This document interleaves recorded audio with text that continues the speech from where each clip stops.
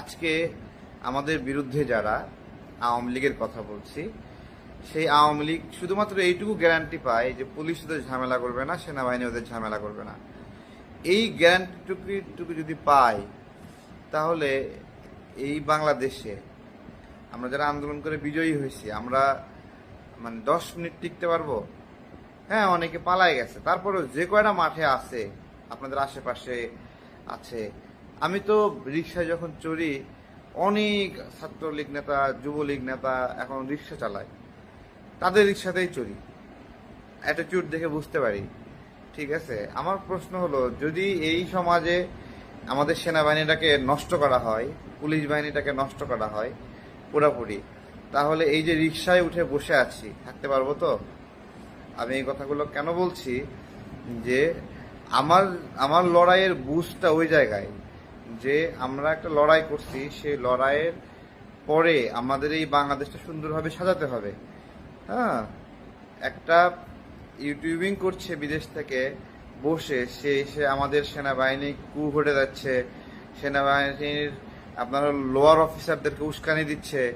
হ্যাঁ, তারপরে নাগরিকদেরকে নেমে পড়তে বলতেছে। আপনাদেরকে একটা কথা বলি, এই যে রাতে বলল, ধরেন 1-2 লাখ মানুষ বের হয়ে গেল সেখান থেকে, অথবা সেনাবাহিনীর 46 ব্রিগেডে তারা হলো সৈনিকরা পিনাকির কথাই উস্কানি হিসেবে নিয়ে তারা আর্মস নিয়ে বের হয়ে গেল, তাদের সব সিনিয়র অফিসারদের গোলাগুলি শুরু করলো, সিনিয়র অফিসাররা মারা শুরু করলো। আবার নাগরিকরা যে ক্যান্টনমেন্ট অভিমুখে যাত্রা শুরু করলো, সেই নাগরিকদের বিরুদ্ধেও একটা লড়াই শুরু হলো।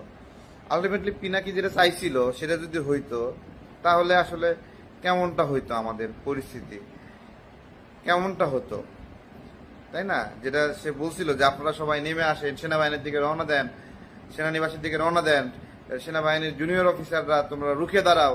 এই যে সামগ্রিক অ্যাটিটিউড, এটা যদি এই ওর কথা মতোই যদি হইতো, তাহলে আমাদের দেশে কতটুকু বিপদ হতো বলেন? এগুলো এগুলো কিভাবে বলবো আসলে? এখন মনে হয় সময় হয়েছে। প্রথমত বাংলাদেশের নাগরিকদের ধন্যবাদ, ধন্যবাদ। এই মানুষটার কথা আপনারা বিশ্বাস করেননি, তাকে ওইভাবে রাগে, জিদে, ক্ষোভে অনেক গালিগালাজ করতে চাচ্ছি না, ওইটা তার অ্যাটিটিউড, আমরা এটা না করলাম। কিন্তু আপনাদেরকে ধন্যবাদ, আপনারা তার কথা বিশ্বাস করেননি, তার কথা শুনেন নাই, তার কথা অনুযায়ী সেনানিবাসের দিকে যান নাই। জুনিয়র অফিসারদেরকে ধন্যবাদ, তারা এই ইউটিউবারের কথা অনুযায়ী নিজেদের মস্তিষ্ককে আলোড়িত করেন নাই, উত্তেজিত করেন নাই। যদি করতেন তাহলে কিন্তু ওই ফ্রান্সে বসে সে দায় নিত না, সে দায় নিত না। আমি একটা পয়েন্ট ধরায় দেব, যে এই গণ অভ্যুত্থানে যারা গার্ডস নিয়ে গণ অভ্যুত্থানের পক্ষে অবস্থান নিচ্ছে, হ্যাঁ, আত্মবিশ্বাসী ছিল যে আমরা গণ অভ্যুত্থান করবো, জেলে গেলে জেলে গেলাম, মরে গেলে মরে গেলাম। পিনাকি ভট্টাচার্য তাদের গোত্রের মানুষ না, তাদের গোত্রের মানুষ ছিল না, এবং চান প্রাণ দিয়ে চেষ্টা করছে এই আন্দোলনকে বিতর্কিত করার জন্য, আকারে ইঙ্গিতে বিভিন্নভাবে সেশনের পরে সেশন করছে, প্রতিদিন একটা করে ভিডিও দিছে যে এই আন্দোলন হাসিনার পাতনা আন্দোলন, এই আন্দোলন ইন্ডিয়ার পাতনা আন্দোলন। মনে আছে আপনাদের? ব্লকেড, বাংলা ব্লকেডকে প্রমাণ করার চেষ্টা করছে যে এটা হলো ইন্ডিয়ার প্রেসক্রিপশনে এই শব্দ দেওয়া, এবং এটা ইন্ডিয়ার পারপাস সার্ভ করা হচ্ছে। আপ্রাণ চেষ্টা করছে। তার মানে কি, সে আমাদের এই গণঅভ্যুত্থান ঠেকানোর জন্য কাজ করছে। এখানে থামে নাই, সে তার অডিয়েন্স গ্রুপকে নিয়ে একটা পারসেপশন গ্রো করার চেষ্টা করছে যে এই গণ অভ্যুত্থানটা একটা পাতানো গণ অভ্যুত্থান, সো আমরা এটাতে অংশ নেব না। একটা পারসেপশন ডেভেলপ করার চেষ্টা করছে। তাহলে আপনাদেরকে আমার জিজ্ঞাসা, এই যে গণ অভ্যুত্থানটা একটা পাতানো, বাংলা ব্লকেট এই শব্দটা ইন্ডিয়া থেকে আসছে, এই আন্দোলনে আমাদের যাওয়া যাবে না, এই ব্লকেটে অংশ নেওয়া যাবে না, এবং এইটাকেই বলছে যে এটা নাকি গণতান্ত্রিক আন্দোলনকে বাধাগ্রস্ত করতে, হ্যাঁ, এই আন্দোলনকে দাঁড় করানো হয়েছে।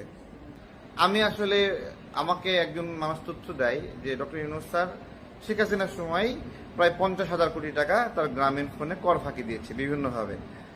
তো ওইটা আমি খুঁজতে খুঁজতে অনেকগুলো নিউজ পাইলাম, তথ্যসূত্র পাইলাম, বিভিন্ন মিটিং এর রেফারেন্স পাইলাম।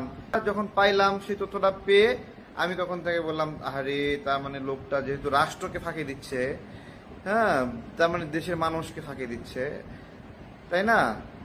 তো তখন আমার খারাপ লাগছে।